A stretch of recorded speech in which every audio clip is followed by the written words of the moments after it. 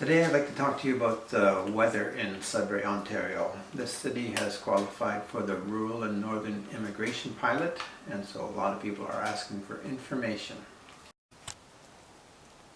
This is my backyard. Right now there's about 60 or 70 centimeters of snow here.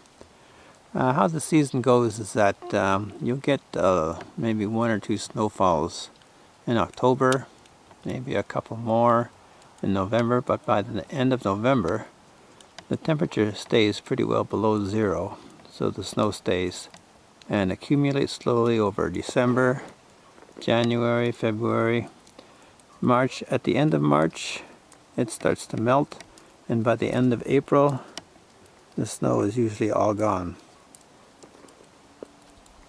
The months of June, July, and August are the warmest months of the year.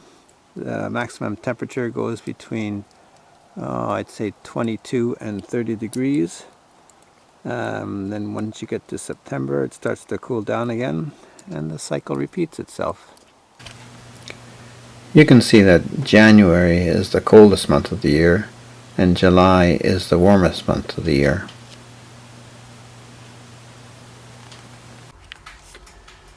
It is about 9 o'clock in the morning and the sun hasn't gotten over the hill yet. The length of the days vary a lot here. The shortest day of the year is December 21st. There is only about 8 hours of sunlight. After that, every day gets a little bit longer, about 2 minutes. The longest day of the year is June 21st. There is 16 hours of sunlight during this day. And again, after that, the days get a little bit shorter each day until they get to December and the cycle repeats itself. Right now the temperature is minus 4 degrees. 2 days ago it was minus 28. The temperature varies a lot, mostly in the winter. During the summer, the high temperatures will range between 22 and 30 degrees. But in Canada, in the winter time, the temperatures can vary 20 or 30 degrees in one day. So Canadians pay a lot of attention to the weather forecast. This is my driveway. Over the night we had some snowfall, so I had to clean it, for which we used either a shovel or a snow float. If you don't clean it, you won't be able to get out of it by the time a few snowfalls has come. People in Canada get used to the cold, more or less. There are special clothes that you're going to need if you're going to be here in the winter. One of the things I would recommend is that you buy them here, because Canadians make pretty good winter clothes.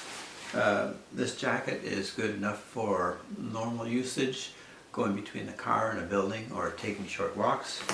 It's called a winter jacket. You will also need to have winter gloves and a hat. We call these a toque. If you're going to be working outside or doing sports outside for a longer period of time, you're going to need something a little more. Perhaps a warmer hat, or a liner that goes inside your glove. This is called a neck warmer. And there are more substantial, warmer and longer winter coats.